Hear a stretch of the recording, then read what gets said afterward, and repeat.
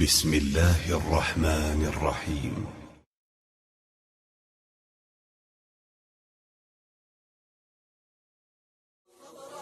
يا أمتي لا تسألي من نكون، نحن أسود الشرى وبعزمنا سائرون. يا أمتي لا تسألي من نكون، نحن أسود الشرى وبعزمنا سائرون. فلتأذني أمتي سيزول ليل السكون، النصر لاح لنا والعزم فينا مصون.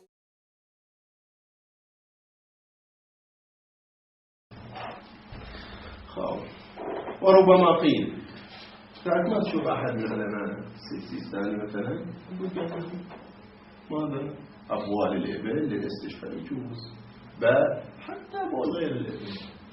واضح هذا الكلام؟ يعني مو الروايات شيخنا لارتكاز. واضح.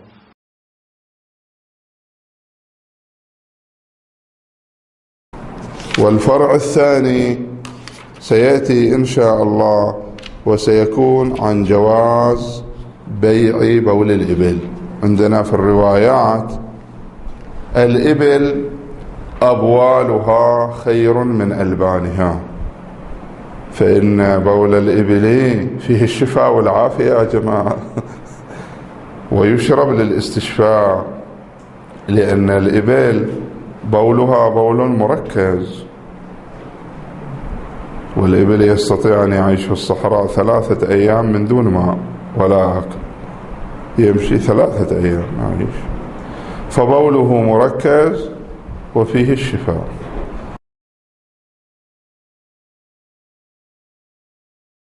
عندنا أعيان النجاسات أجلكم الله: الغائط عين النجاسة، الدم، المني، البول، هذه أعيان نجاسات ما يجوز واحد يأكلها أو يشربها. بالمناسبة أكو مسألة أنا فاتتني، احنا كلامنا من كان في الحيوانات وما يخرج منها. أبوال الحيوانات اللي لحمها حرام خو أبوالها نجسة. القطة بولها نجس، الأرنب بوله نجس. الأبوال الطاهرة شلون؟ الشاة بولها طاهر وبعرها، البقرة كذلك، الناقة كذلك، هذه أبوالها وهي طاهرة يجوز شربها؟ لا، ما يجوز. هالشكل بلا سبب ما يجوز. نعم، للاستشفاء للتداوي ورد استعمال بول الإبل بالخصوص.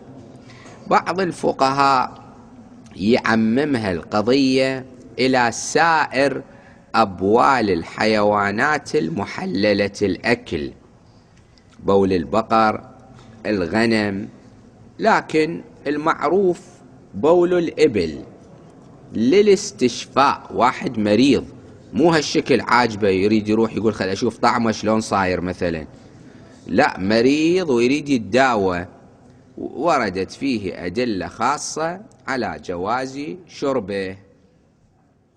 على كل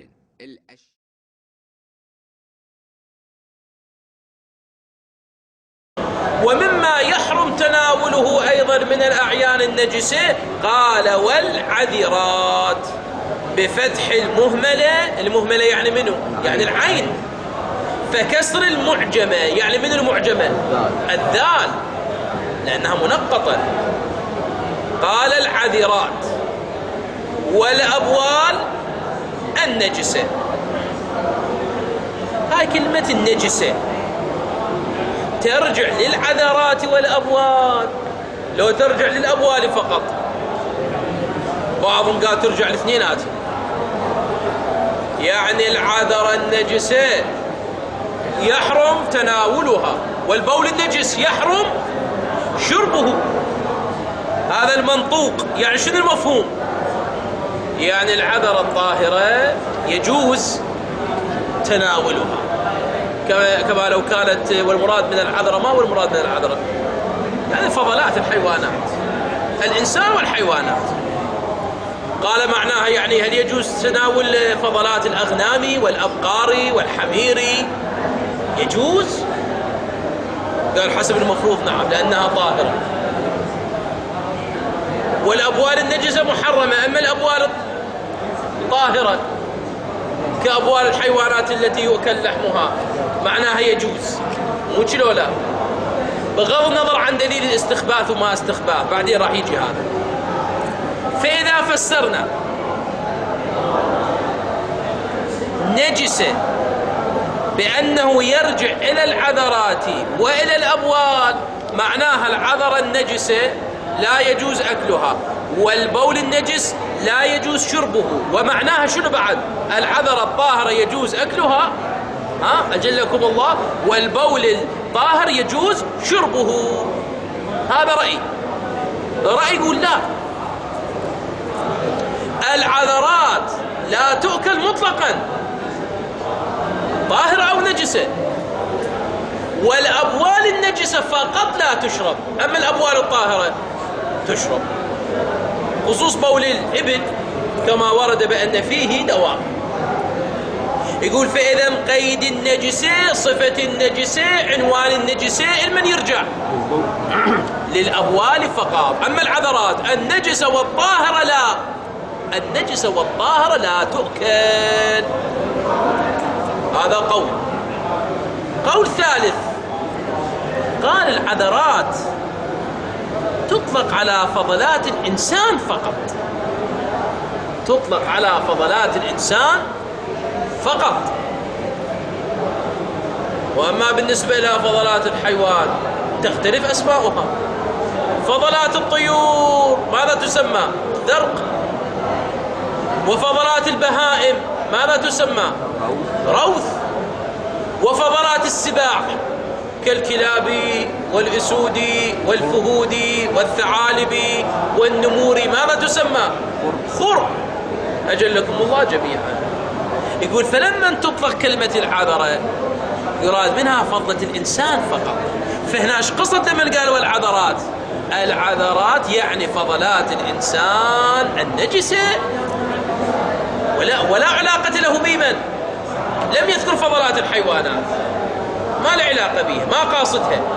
أما الأبوال مطلقا، الأبوال مطلقا. إذا لماذا لم يذكر فضلات الحيوانات؟ قال لأنه لا تؤكل أصلا، لا تؤكل استقذارا استخباثا، ماكو أحد يأكل فضلات الحيوانات على الإطلاق على آية. قال والعذرات بفتح المهملة فكسر المعجمة، والأبوال النجسة صفة للعذرات والأبوال، ولا شبه في تحريمها نجسة كمطلق النجس. هذا واضح، كل عذرة نجسة يحرم أكلها، وكل بول النجس يحرم شربه. لكن مفهوم العبارة عدم تحريم الطاهر منها. إذا رجعنا كلمة النجسة إلى العذرات والأبوال معناها شنو معناها؟ العذرة الطاهرة جاز أكلها، والبول الطاهر جاز شربه. قال لكن مفهوم العبارة عدم تحريم الطاهر منها كعذرة وبول ما يؤكل لحمه. الأغنام يؤكل لحمها، بولها طاهر، يعني هل يجوز شرب البول؟ كذلك روثها طاهر، هل يجوز أكله؟ وقد نقل الشهيد الأول عليه الرحمة والرضوان في كتابه الدروس ماذا نقل؟ تحليل بول محلل. الحصان لحمه حلال بوله حلال، الحمار لحمه حلال بوله حلال، الإبل لحمها حلال بولها حلال. عن من نقل عن من؟ هذا رأي من يسند؟ قال عن ابن الجنيد الإسكافي رحمه الله وظاهر ابن إدريس رحمه الله بأنهم جوزوا أبوال ما يؤكل لحمه، مو لضرورة، مو للعلاج، مو للدواء، لكن مطلقا جوزوا. قالوا ماكو دليل على الحرمة. هسه واحد ما يريد يشرب، أو مو قل لازم تشرب، قل ما أريد أشرب أنا البول، قل له جائز مو حرام. بس للشربة مو مشكلة.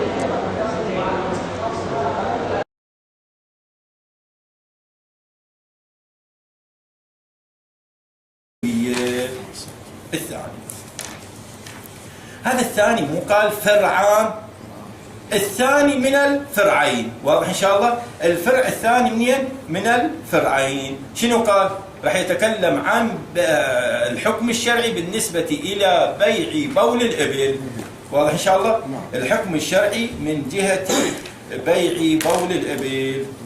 قال بول الإبل يجوز بيعه. ما هي الأدلة التي ذكرها المصنف لإثبات جواز بيع بول الإبل؟ الدليل الأول اعتمد على الإجماع. إذن دليله الأول لإثبات جواز بيع بول الإبل ما هو الدليل؟ الإجماع. وقلنا أن الإجماع حجة، وبينا فيما مضى ليش الإجماع هذا الحجة؟ بناء على رأي القدماء أن الإجماع حجة لوجود المعصوم فيما بين المجمعين، واضح، كاشف عن رأي المعصوم. بناء على رأي السيد محمد باقر الصدر رحمة الله عليه أن الإجماع حجة نتيجة حساب الاحتمالات، واضح؟ عندنا طريقين لإثبات حجية الإجماع. المشهور يختلف عن السيد الصدر رحمة الله عليه، قال إجماعا على ما في جامع المقاصد للمحقق الكركي وعن إيضاح النافع. ليش قال عن المحقق الكركي؟ هذا الإجماع منقول بعد ما يسمى. أحسنتم، هذا الإجماع منقول. وبول الإبل يجوز بيعه إجماعا على ما في جامع المقاصد، قال على ما في يعني على الذي. إذا رأى هو بنفسه بعينه، رأى الشيخ الأنصاري من ذلك القول، يعني الكتاب موجود عند الشيخ الأنصاري. وعن إيضاح النافع، إذن الكتاب مو عنده، نقل إليه إنه موجود في إيضاح النافع للشيخ إبراهيم القطيفي. إما لجواز شربه اختيارا. نأتي نقول لماذا بول الإبل يجوز بيعه؟ قال إما لجواز شرب اختيارا، وكل شيء جاز شربه اختيارا جاز بيعه. واضح إن شاء الله العبارة؟ إذن راح نعطي كلية، عندنا ضابطة. كل شيء يجوز شربه اختيارا، شنو يجوز؟ يجوز بيعه. وبما أن بول الإبل يجوز شرب اختيارا إذن يجوز بيعه. واضح الفكرة مالته؟ كما يدل عليه قول الإمام الكاظم سلام الله عليه السلام في رواية الجعفري، واضح، أبوال الإبل خير من ألبانها. يعني شنو؟ يعني فائدة الأبوال مالت الإبل أكثر من فائدة الألبان مالتها. سؤال الله يجازيك خير، بالنسبة للجعفري أنا وجدت رواية أنه الجعفري يروى عن الإمام الرضا، هاي كلمة في رواية الجعفري عن الإمام الرضا وعن الإمام الكاظم وعن الإمام الصادق. أحسنتم، يروي عنه. يا جعفر إنسان عن جعفر عمران بن حارث وسليمان الجعفري شيخ بن علي الجعفري. الشيخ بن علي الجعفري اللي هو يعني هذا يروي عن الإمام الشيخ بن علي الجعفري. أبوال الإبل خير من ألبانها. وأما لأجل الإجماع المنقول، قلنا الإجماع المنقول شنو هو؟ الرجاء. الأصل بالإجماع المنقول حجة أو ليس بحجة؟ ليس بحجة. واضح؟ خلينا نجي نقسم الإجماع. وأما لأجل الإجماع المنقول لو قلنا بعدم جواز شربها، شرب أبوال الإبل، إلا لضرورة الاستشفاء، كما يدل عليه رواية سماعة عن الإمام الصادق سلام الله عليه. قال سألت أبا عبد الله يعني الإمام الصادق سلام الله عليه عن بول الإبل والبقر والغنم ينتفع به من الوجع. إذن شنو صار الشرب؟ للضرورة. هل يجوز أن يشرب؟ قال عليه السلام نعم لا بأس. إذن شنو صار؟ الموجود في ذهن سماعة أنه يجوز شرب بول الإبل أو لا يجوز شربها؟ لا يجوز. فجاء وسأل إذا للوجع يجوز لو ما يجوز، لو يبقى على عدم الجواز الأصلي. أجابه الإمام إذا للوجع يجوز. شرح هذا شنو منطوق؟ ايش راح نستفاد من عنده؟ المفهوم من تلك الرواية أنه إذا لم يكن للوجع لا يجوز شربه. واضح؟ منطوق الرواية ماذا تقول؟ للوجع. هذا المنطوق يسمونه منطوق الرواية، يعني ما نطق به الإمام. منطوق الرواية للوجع يجوز. المفهوم من الرواية المفهوم لغير الوجع لا يجوز. هذا المفهوم. واضح؟ هاي عندنا منطوق رواية وعندنا مفهوم، هاي ضروري يفيدنا إن شاء الله، هذا بحث أصولي المنطوق والمفهوم. قال وموثقة عمار، الرجاء هاي بحثها تفيدنا هاي العبارة، شنو المراد من الموثقة؟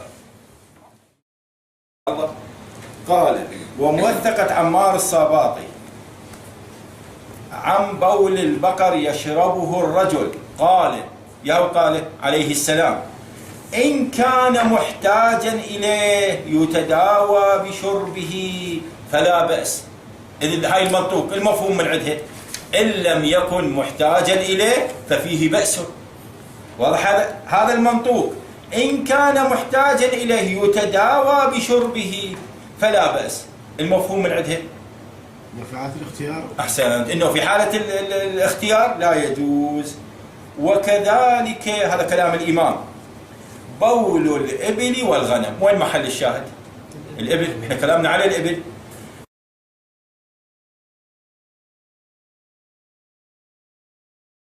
إذن المحكوم بطهارتها عند المشهور هذا قيد للمأكول اللحم، باعتبار أن بعض مأكول اللحم متفق عليه وبعض مأكول اللحم مختلف فيه. فالغنم والبقر متفق عليه أنه مأكول اللحم، أما البغال والحمير هل يجوز أكل لحمها أو لا يجوز أكل لحمها فمختلف فيه وسيأتي بحثه. طبعا هذا احتمال آخر عند المشهور المحكوم بطهارتها، يعني المحكوم بطهارة أبوالها مو المحكوم بطهارة ذواتها. إن قلنا بجواز شربها اختيارا هذه الأبوال من مأكول الله، كما عليه جماعة من قدماء الفقهاء والمتأخرين، بل عن السيد المرتضى علم الهدى دعوى الإجماع على ذلك أنه يجوز شربها اختيارا، فهنا لا إشكال ولا شبهة أنه يجوز بيعها، لأنه شيء طاهر كالماء مثلا، هل يجوز بيعها أو لا يجوز بيعه؟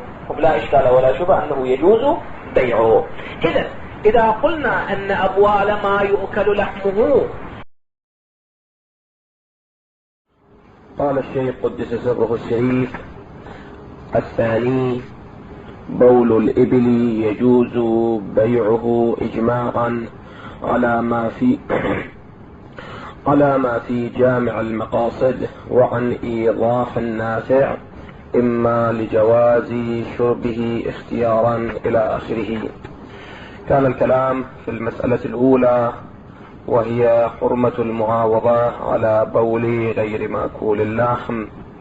قال الشيخ أنه يوجد في المقام فرعان: الفرع الأول ما عدا بول الإبل من أبوال ما يؤكل لحمه، وقد تقدم الكلام في هذا الفرع. الفرع الثاني الذي يذكره الشيخ هو بيع بول الإبل، فهل يجوز بيع بول الإبل أو لا يجوز؟